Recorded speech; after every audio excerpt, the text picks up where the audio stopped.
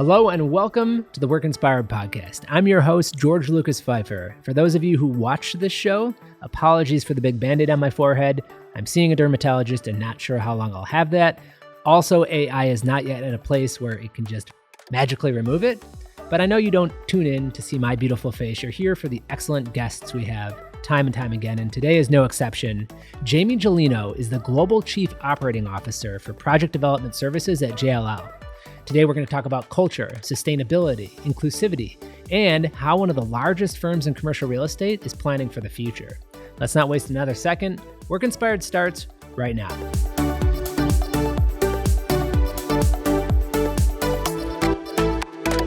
Jaymie, thank you so much for being here. So excited you came into our facility here in Roselle to be here in person. Thank you for that. And so excited to talk to you today about some of the things, the exciting things that you're doing at JLL. Yeah, thanks for having me. I'm very excited to be here. When I looked at my calendar this week, I was thinking this is going to be the highlight. So excellent. Let's make it that. I know you're busy, so that's an honor. Let's start by hearing your professional story. I'm interested to know kind of how you got to where you're at today, and then you can transition that into what you're doing today. I think it's an interesting story. So I have a degree in finance and a degree in marketing. I picked up the degree in marketing because I didn't want to leave school at 20 and I needed another degree to stay a little bit longer. And so when I entered the workforce, I was working for a market research recruiting company. In the downturn of 0809, not a lot of people were hiring third-party market researchers. So that company wasn't really thriving. And a friend of mine said, "Hey, I know that you do some recruiting. We have a client who's looking for a temp job. Do you do temp recruiting?" And I said, "No, but tell me a little bit more about it. Maybe I have somebody in my network who could help you."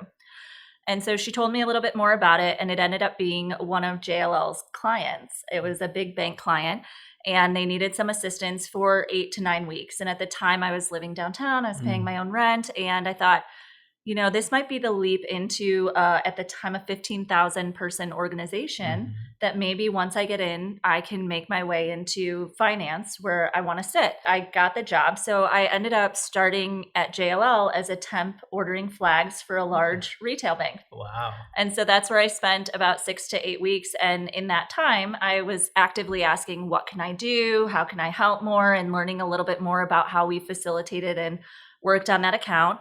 And it worked out for me. They referred me to other parts of the business, and I started moving then. I accepted an accounting job in one of our shared services centers out in Westmont, worked on some of our accounting, and then took a job on another client out here in the northwest suburbs. And I was doing all of the FP&A for their real estate. So they had about 26 properties across all of North America, and I did everything. I planned all of their hard, soft cost construction and capital costs across all of their North American properties. And then I moved into our finance department downtown, supporting all of our, what we call our markets-based businesses. So those would be mostly what we think of as transactions. So they're occupiers of space or investors of space, but they don't own them. And so I started overseeing all of the financial planning for all of those businesses. And I grew from a senior financial analyst to a finance director. And then I started to hit a point in my career where I wondered what I wanted to do next. I had some amazing presidents of those business lines. I was a great partner to them. They were a great partner to me. They helped me grow in my career. They allowed me a seat at the table, and they really encouraged me to give my opinions and advice. But I was always a trusted advisor. I wasn't somebody who was making a decision. And so over the course of 2016 to 18, we were in really hyper acquisition mode. And we had acquired a design company. And the entire concept of that was to help elongate some of our services.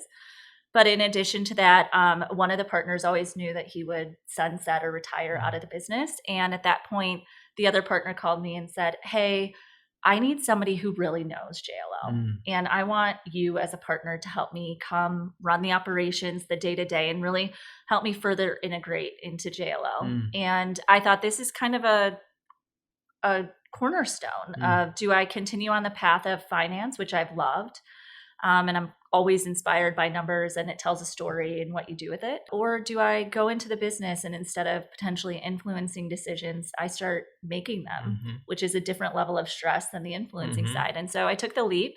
I went over and I partnered with Aaron, and he was phenomenal at helping me grow my career, understand more about what it takes to run a business. And then last year I was asked to lead the entire operations for all of our project management business across all of North America. And then now that leads me to my global position. That's amazing. Well, first of all, I don't know that I've met a finance and marketing major. I'm sure they exist, but those are the opposite sides of the business spectrum, it seems. So that's cool. You bring up a great point. When I called home and I told my mother, hey, I'm picking up a marketing degree, she's like, what do you mean? Because that's completely two different sides of your brain. But I think it's a little bit a nod to the creative side that I just desire and yearn for. But I love the financial side that really is sometimes can be black and white. Well, and I think that it's important too, as you step into a leadership role, that you understand all sides of the business. Yeah. You don't need to be an expert in them or actually do all the work, but to have that understanding of the full spectrum, I think is a good thing and probably helping you now. Interesting enough, we've done over 100 of these episodes and we've talked to numerous people in commercial real estate. This is the first time we've had a leader from JLL on the show. Okay. But I was fortunate recently to put together a program with your Young Guns group here in Chicago, which as I learned more about that group, I was very impressed. 5 years or less in your career. And I believe there's a couple hundred members in Chicago in that group. So that was really cool. And I met some of the project development services team members. And they explained to me a little bit more about that business unit. But I think one of the things that resonates with me about your story is that JLL as an organization seems to have so many opportunities that you were able to almost have all these different chapters of your career. And now you're onto a new exciting chapter, all within the same company. So that's really cool. So tell me a little bit about, or tell our listeners about, how is JLL kind of structured? What are the different business units? And then specifically, what does PDS kind of handle? Kind of starting from the way we're super client centric when you think about our business. And so we want to cater to what it means to be a client. And so you think about, we have starting at two sides of the house. We have those who occupy their space and own it. Okay. And then you have those who own real estate, but they don't occupy it. It's an investment for them. Right. So we've looked at it in those two different aspects. And then under there, the services that we provide are very similar. So we're going to manage your space for you. That can be called facilities management or property management. We have our project development services team, and that really takes out anything from a consulting aspect of helping you understand if you need to reconstruct your space, all the way through the management of that process. We have capital markets. They're the ones who will help you buy and sell assets. And then we have brokerage who will help you lease assets. And we could represent you as an agent or a tenant of that space. And so those are really the key pillars of our core services. In addition to that, we have LaSalle Investment Management, which is our sister arm, and they do own real estate. And so we're pretty dynamic with regards to the level of services. But when you start to draw them out, it's the life cycle of real estate that we start to define. It's like when you start with just thinking about real estate, then you need maybe to build it, then you might build it to sell it, then you might, reinvest and you want to lease it up to sell it. So there's a lot of different nuances, but we think about it holistically. If you have a built environment, what we can help you with. Is that size and capability, the ability to service a client at all stages of that cycle, is that what sets JLL apart? Absolutely. I think that when we sit down with a client and we talk to them about their real estate portfolio, it comes from a very consultative position. And we're thinking about it with regards to what's right for the industry you're in, what's right for the type of real estate that you're targeting, what's right for the type of real estate that's in your portfolio, or that is right for the typology of work that your people inside the space are doing. And so I think that scale and that expertise is truly what sets us apart and differentiates us. Very cool. What's the difference between the advisory team and the PDS team? As far as I know, there's some strategy components that may overlap. How do you differentiate between those? Yeah, so a lot of times in advisory, we're looking at a lot of the details and the data of what you have behind the scenes. On the PDS team, it's everything with regards to the built environment. Sure. And so we're thinking about anything from if you need a test fit all the way through a project closeout of closing down the construction, making sure the punch list is complete, making sure that we've closed out the space appropriately. And so on the advisory component, we can think about it in a few ways. There can be small scale advisory. We have We have clients who have a single space or only a few spaces across their portfolio. And we will think about the FF&E in the space, the branding of what your brand represents and your built environment and to your people. And the advisory piece of that is thinking about that too, but generally it's on a larger scale. Sure. So you're going to think about it across an entire portfolio. Okay, cool. In a city like Chicago, you have multiple different locations and your teams are kind of spread out around the city. How is the culture impacted by these different business lines? Does JLL share a culture across the entire organization, or does each business unit kind of function a little bit like its own entity? I think it shares a culture. So we always say teamwork, ethics, and excellence. Everything we do builds to those core values. Okay. Everybody knows them or should know them, and we talk about them quite frequently in the things that we do. If you think about different service lines, we're always thinking about in project development services how we deliver, and if those are considered, they're considered in the way that we talk about performance reviews, the way that we think about how we're servicing our clients, the way that we think about how we're adding additional services that can build up to some of those core values. All of that is a fundamental basis that you'll find across any business line. Or you mentioned the Young Guns program. It's a great way to showcase the entrepreneurial spirit that you'll find across the entire business as well. That's one of the reasons that I think JLL stands out is actually our culture. When you talk to people who've went to other real estate firms or other key competitors of ours, or some that might not be our core competitors, but off on a different tangential path, they always come back to us and they say, it's the people, it's the culture that really differentiates us, but it's really thread through every single business line.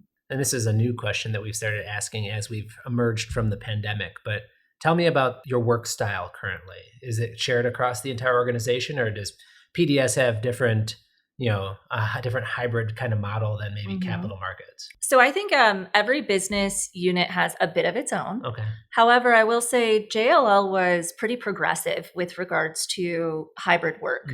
We've been hybrid far before the pandemic ever happened. We were hybrid. I've been with the firm since 2008, and I remember having my first child. And I went to my boss, and I was in the office 5 days a week at Aon. So I was commuting about an hour and 15 minutes one way. And I said, I would love to engage in a daycare drop off and pick up. I can't do that commuting into the office 5 days a week. Right. And my manager said, absolutely, start working from home 1 day a week. And then I had my second daughter, and I went to him and I said, hey, things have progressed a lot. Yeah. What about 2 days from home? And it was not even questioned. It was, you're showing up, you're successful in your role. We're not even going to question whether or not you can be successful with 2 days from home. And that personal life balance is incredibly important.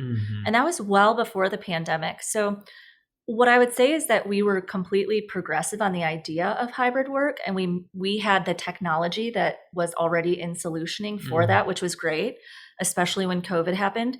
Now, I will say some of the nature of the work is dependent on the ability to be hybrid. Right. And so we have a lot of team members within PDS who are on job sites. So they've always fundamentally had to be in person on those job sites, which again is another form of you might see me in the morning. I might go to a job site. It might be closer to my home than coming back to the corporate office. But what we're really amping up is our ways that we are still fostering engagement within the office to make sure people want to still come in. They use the space. We take feedback from them. And we really want to make sure that we have that best office space that allows them to accelerate that in-person time. And I'm sure that the variety that you haven't set a specific regimented hybrid strategy is probably beneficial when you talk to all these different clients that you work with, because we've found that there isn't one size fits all for this. It needs to be looked at on a per case basis. And sometimes within an organization like the size of JLL, multiple cases within an organization to say, this is probably the right strategy, and layer in some flexibility because that might change in a few months, right? Yeah, exactly. And we're thinking about things too, about the human performance within space. And I don't think laying down just it's one size fits all allows to accelerate that human performance within space, which is what every company is looking for, is to truly how to find the most effective and efficient way that people are using time wherever that work is happening. And so when we're studying that and we're thinking about it for ourselves as well. Well, we'll get back to that in a second, but I want to transition into another hot topic, which is sustainability. Tell me from your company's values, its mission, its vision, and then we'll maybe go a little bit more specifically into your team. But from a JLL perspective, why is sustainability important? We know that real estate is a very big aspect and a key aspect of the future of some of these sustainability goals that are being implemented. Mm-hmm. We play a large part in that Mhm. across the entire level of services that we're providing. And so we know that it's not going to happen and we're not going to shape the future of real estate for a better world if we don't do it for ourselves. Mm. And so that's a core component of what we're thinking about across all of our business lines. Mhm. And when I go back to our core values of teamwork, ethics, and excellence, you can ladder sustainability into each one of those. Mm.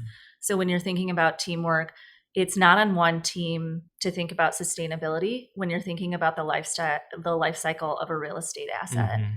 It's all of the teams working together to say, okay, what's the valuation of that asset? What's the duration that it's a hold period before they want to sell it? Mm. How many tenants are in there? What are their sustainability goals? Or will we attract more tenants based on the sustainability goals of that asset? And then taking it a step further and really putting that playbook into action.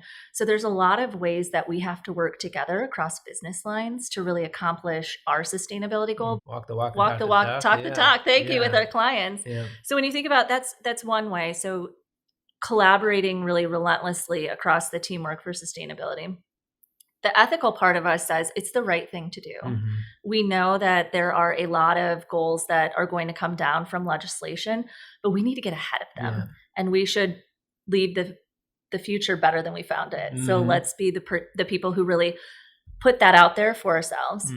And then I guess the last part of it is just thinking that we want to be at the forefront of excellence. And I think that that is something that we have to consistently think about. I agree with you in that it seems like in the past, sustainability was a nice to have and a need to have. Right. And from two fronts. One, it will probably be a financial need to have, whether it's the government getting involved or just the cost of not being sustainable from a customer perspective and who wants to do business with you. But also as need to have for the planet's sake and for our kids' sake and for just the future's sake, right? So we have a client right now that's out looking for space, and they're a large client, and they've got aggressive ESG goals. They're already well down the path. But I had a conversation with the real estate person this morning, and those goals are impacting the search for the right facility, the right building. Have you seen that on your side, that now it's, when it comes to leasing or some of these property managers that there's almost a need from a client's perspective saying, hey, if your building doesn't meet these sustainability metrics, we're not even going to consider it? Oh yeah, absolutely. And it really depends on where they are with their journey. But yeah, we have. And what you might come across at some point is a queue or pent up demand because of the inability to find and match the right building to the right tenant, because they ultimately will have to demand that that's part of the space that they take. Real estate is something that lasts, right? So because of the long-term nature of a real estate asset, it doesn't change as quickly probably, right? So, and especially today when we're not seeing as much development, what are the key sustainability initiatives that need to be considered for a building to be future-proofed when it comes to this topic? Yeah, there's a lot of different ways that we've found that you can measure sustainability amongst an asset.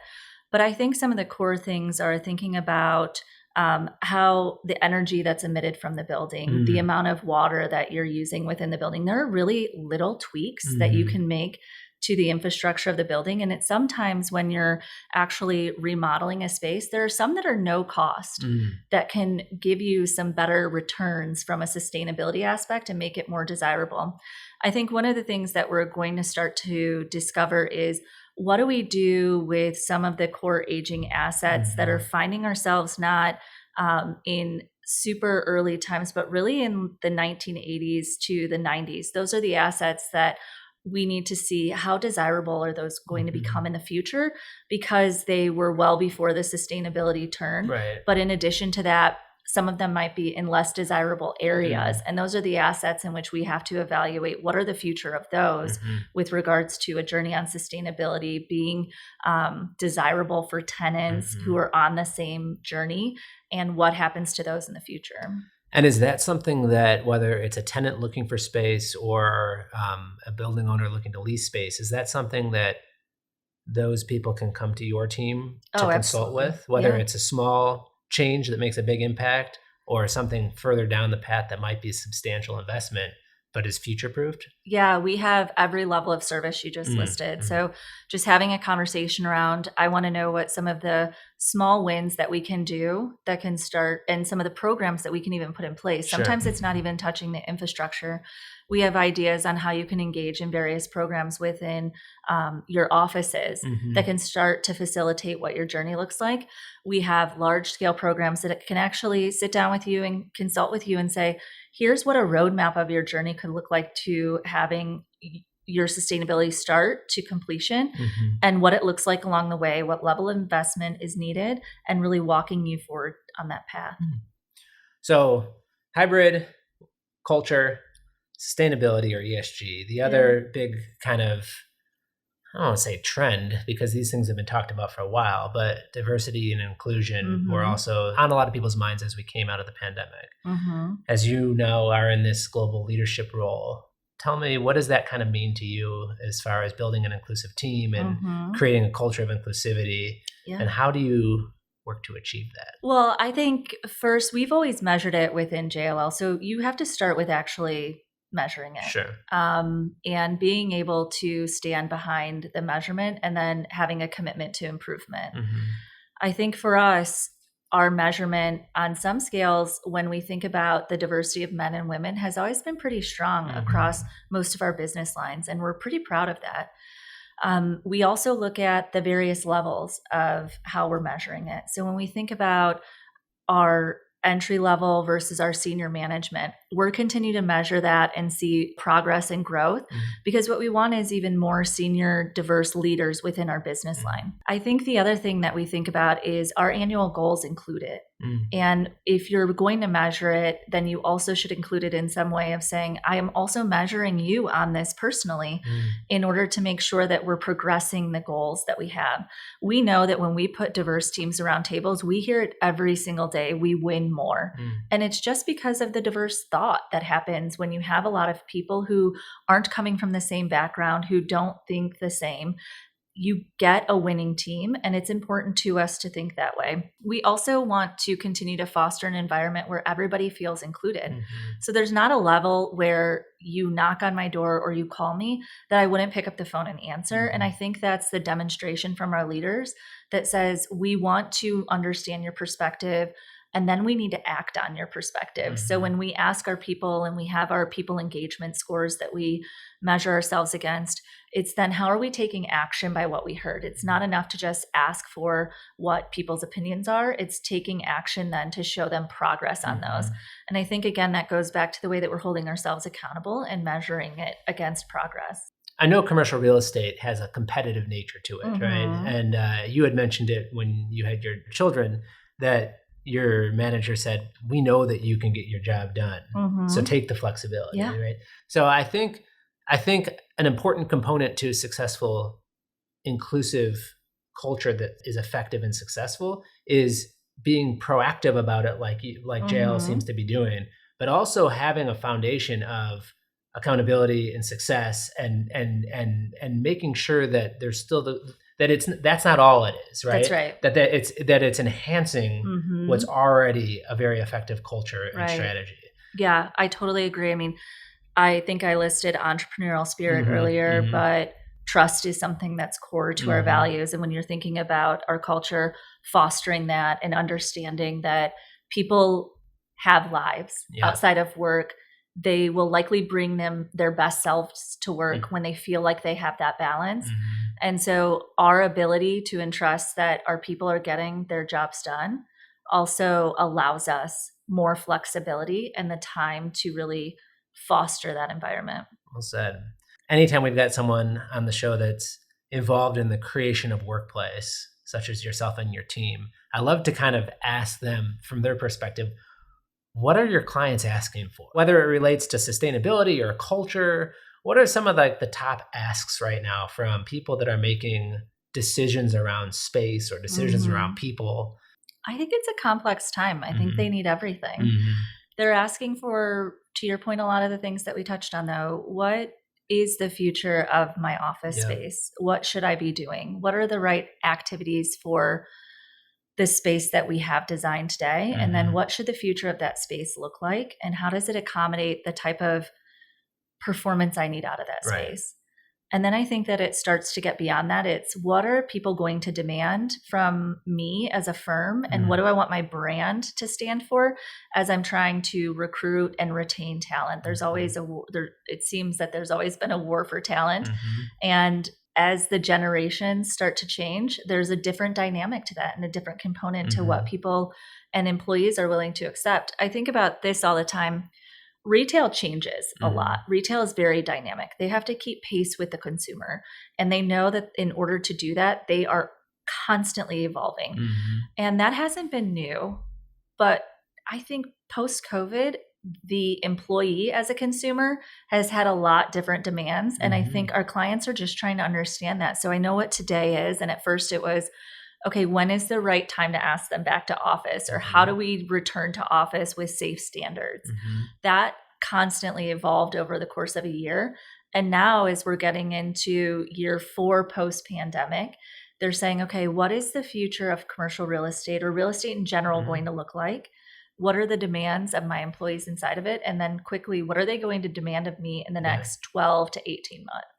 And I know you don't just do office and your team does a lot more. That's interesting to think about, the comparison of retail to commercial, because you think, obviously the retail space was threatened by e-commerce.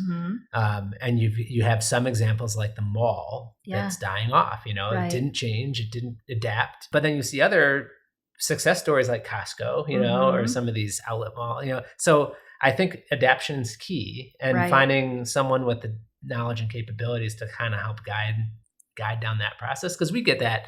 Our customers, how much space do I need? How do I make that the best space possible on this budget and get my people back into the workplace at least some of the time? Because I think what has started to come out now that we're this far beyond that everybody has to work from home unless you're essential, is people see that there's value in being together sometimes, right? And so I think the big question just is how much, and to what level, and how do we maximize that time together? So I think we're still in the process of figuring that out. And like we said, it's not the same answer for every company. I think we're in an exciting time, like you said, where there's a lot of change happening, and with a lot of change, there's a lot of opportunity. Yeah, it's an absolute journey. I mean, going back to even the retail sector within that space, if you saw it in the e-commerce era, there was a lot of fear of doors closing and it all shifting to online. But it's at a heightened state right now. So it's at the highest it's been in the last 10 years. And so I think that's the same journey that you're finding the office space on, is starting to understand what the change was, how and what incremental changes you can make over what duration. And then I think it's starting to get people back in, because you're right, people feel that connectivity of what they're doing in person. And it's a bit of a spark that re-engages them to say, you're right, I get a lot out of being with you. And I want to put a cadence behind that, or a regularity, because it is sometimes to people's detriments to be remote 100%. Agree. And I don't think it would be common to find someone that's been at a company for 16, 17 years like you have, if they only ever interacted with their teammates from a screen, right? So cool. Well, I appreciate all that wisdom and insight. We always finish the conversations with 3 questions that can be either personal or professional recommendations, but you've had a lot of success in your career, and it is a very exciting story. What's a resource that you found that was valuable to you that you might recommend to others? I love podcasts, so this is fitting. I also love working out and running, so I find that sometimes just a simple me time clears my head and gives me some perspective. Being a constant consumer too, so I take any form of media channels that I can that have helped me accelerate. So I mentioned podcasts. I still love to read books of all form. It doesn't have to be large book about where you want to be in your career. It can be something simple. I love any type of podcast, from Harvard Business Review podcast to Smartless. Mm-hmm. I think there's some anything you can learn pick a lot up from that show. Yeah, I think so too. Especially for somebody who was probably known best as more of an introvert in high school, and that's in grade school and high school. And I think when I look at their career and their ability to put themselves out there, I'm always thinking, wow, I'm learning a lot from how they're engaging just across celebrities and what their involvement is on a big scale and in front of all the lights. So I love that one. But I also think that, anytime I travel, I turn on the local news. I find it fascinating to understand what's happening in just local communities, because it takes you a bit out of where you are and where you exist on a daily basis. Being in Chicago, we hear a lot of big news. But I love when I travel to other places and you're hearing about something that might feel different to you, where it's very personal to that community. And I'm like, oh, I love these stories because they might not make the mega news, but there's something for that community. I agree. My in-laws are from a small town in Iowa, and we borrowed their YouTube TV subscription for a little while, and we got all the local, small town Iowa news, and it was actually refreshing compared to some of the stuff we hear in Chicago. Right. But how about the year ahead? What's something you're excited about? We're focusing a lot on the globalization of our business. I'm super excited about that. We have such great things that happen around the globe for JLL. There's huge opportunities for us to deepen our connections globally. And we're spending a lot of thoughtful time on that. And I think that is going to have a huge influence and return for our clients and our people. Thinking about things from, like we were just talking about, your neighborhood to the globe brings a different perspective to it. And I think it's going to offer a lot for our clients and our people. Exciting. And finally, advice for future leaders. So I always start with continuous learning. You have to be curious and you have to continue to push yourself out of your comfort zone and continue to learn. I also think being kind is not that hard. And so I think that gets you pretty far. And I would probably wrap up the third key with continue to network and meet new people and think about things differently and challenge yourself. Great advice. And this has been an incredible conversation. Thank you so much, Jaymie. It's been an absolute pleasure to talk to you. Thank you for having me. It's been fun. Thanks for listening. If you enjoyed this conversation, please take a moment to rate our show. If you haven't already, be sure to subscribe to the Work Inspired podcast so that you don't miss any of the incredible guests we have planned for upcoming episodes. We'll continue to find the best and brightest minds in business so that you can learn, grow, and succeed, and so that we can all work inspired.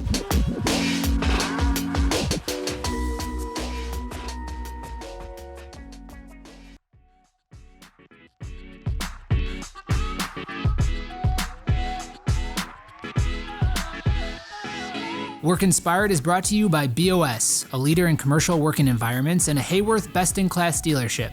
Experience our 360 approach and discover the team, tools, and techniques required to navigate the complexity of your next workspace at BOS.com. If you have ideas, feedback, or would like to be featured on our show, please email podcast@BOS.com. Thank you for listening. This has been a Workspace digital production. If you're interested in launching a podcast at your organization, please email info@workspace.digital for a free consultation.